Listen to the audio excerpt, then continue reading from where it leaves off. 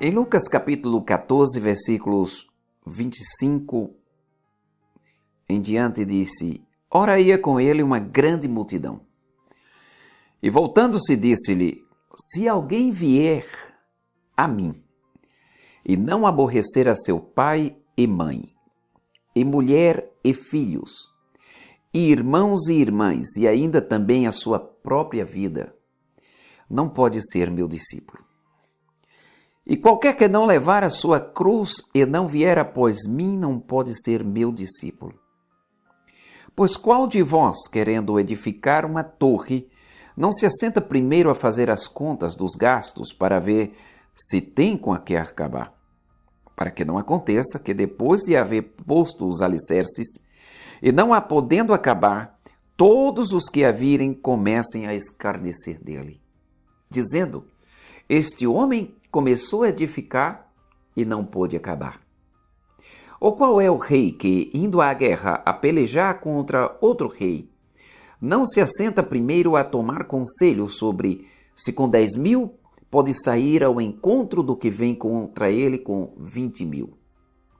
De outra maneira, estando o outro ainda longe, manda embaixadores e pede condições de paz. Assim, pois, qualquer de vós que não renuncia a tudo quanto tem, não pode ser meu discípulo. Qual é o custo do discipulado? Paulo, o apóstolo dos gentios, escrevendo ao seu discípulo Timóteo, em suas derradeiras palavras, ele disse: Pois haverá tempo em que não suportarão a sã doutrina. Pelo contrário, cercar-se-ão de mestres segundo as suas próprias cobiças, como que sentindo coceira nos ouvidos, e se recusarão a dar ouvidos à verdade, entregando-se às fábulas. 2 Timóteo capítulo 4, versículos 3 e versículo 4. Para mim existe uma diferença entre o aluno e o discípulo. O aluno aprende de um professor, o discípulo segue um mestre. O aluno ouve, participa da aula e vai embora.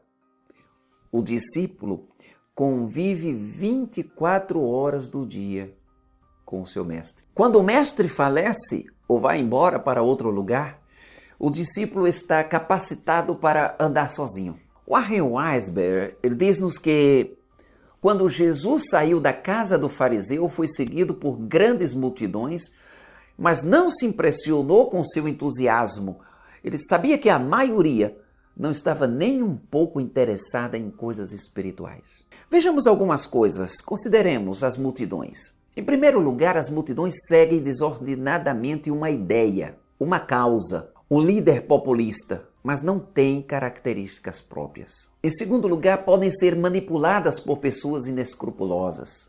Em terceiro lugar, nem sempre são unânimes em suas decisões. O ditado Vox Populi, Vox Dei, voz do povo, voz de Deus, está longe de ser a realidade. Existe o custo do discipulado. Quanto custa o discipulado? Ser discípulo de Jesus. Jesus disse 3 coisas nesse texto bíblico que acabamos de ler. No versículo 26, ele disse, em primeiro lugar, as nossas relações, ou os nossos relacionamentos. Cristo demanda o primeiro lugar em nós, antes das pessoas que nos cercam. Pai, mãe, irmão, irmã, filhos, marido, mulher, enfim. Jesus disse que se nós não estivermos dispostos a sofrer as críticas, a zombaria, o desprezo até dos nossos próprios familiares, ou dos amigos que estão ao nosso redor, que tanto nos influenciam, não estamos capacitados para ser seu discípulo. Em segundo lugar, Jesus trata dos nossos sonhos e projetos. É o versículo 27. Ele fala da nossa cruz. Não é a cruz dele, é a nossa cruz. Não são as pessoas que temos que suportar na vida, ou o ambiente onde moramos ou trabalhamos. Mas Jesus disse que quem não estiver disposto a carregar a sua própria cruz não está apto para ser chamado de discípulo. A renúncia aos nossos próprios sonhos, em detrimento ao seu plano, ao nosso respeito, é algo muito, mas muito duro de reconhecer. Paulo ele disse, não mais vivo eu, mas Cristo vive em mim. Isso é ser discípulo. Talvez seja mais difícil esta exigência de Jesus aos seus seguidores, porque vai de encontro a uma pregação que agrada as multidões. Nunca desista dos seus sonhos.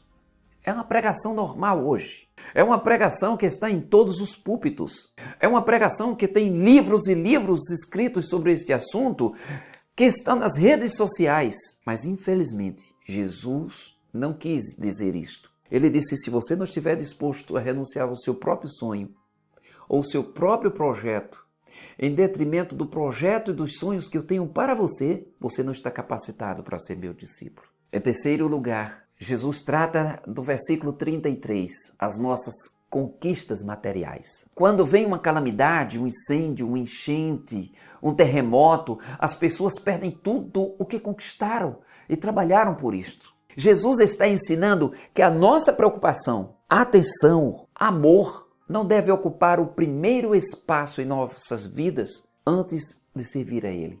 Lutero, ao tentarem persuadi-lo a não enfrentar os seus acusadores, ele compôs o hino Castelo Forte, que veio a ser o lema da Reforma Protestante. E na estrofe número 4, ele disse, que Deus a luta vencerá, sabemos com certeza, e nada nos assustará com Cristo por defesa. Se temos de perder família, bens, poder, e embora a vida vá, por nós Jesus está e dar-nos-á seu reino. No terceiro plano, acerca do custo do discipulado, está a seriedade do discipulado. Preste atenção, Jesus estava a caminho de Jerusalém rumo ao Calvário. Aquela multidão que o seguia iria se juntar às demais que o aguardavam na cidade para proclamar: Hosana, bendito o que vem em nome do Senhor. Mas logo mais, incentivados pelos príncipes dos judeus e pelos sacerdotes, gritariam diante de Pôncio Pilatos: Crucifica-o! Crucifica-o! Cristo apresenta o custo e a seriedade do discipulado com 3 parábolas: a do construtor de uma torre, a do rei que vai a uma guerra e a do sal que, caindo na terra, se corrompe, torna-se impuro e perde o seu sabor. Assim, aquele que quer seguir a Cristo deve examinar se está disposto a ir de encontro à maré de opiniões deste mundo. Ser discípulo é uma decisão pessoal, inegociável, bilateral, sublime e eterna. Em nenhum momento ela é coercitiva, ela é obrigatória. Como disse Oswald Chambers, há sempre um si ligado ao discipulado. Você não está obrigado a seguir a Cristo, mas se quiser fazê-lo, deve consagrar-se inteiramente a Ele. Pode-se ser evangélico hoje com muita facilidade. É muito fácil ser um cantor, um jogador, um ator, um ex qualquer coisa, ser gospel ou qualquer outro nome que ele possa dar. O difícil é ser cristão, é ser discípulo, como Jesus determinou.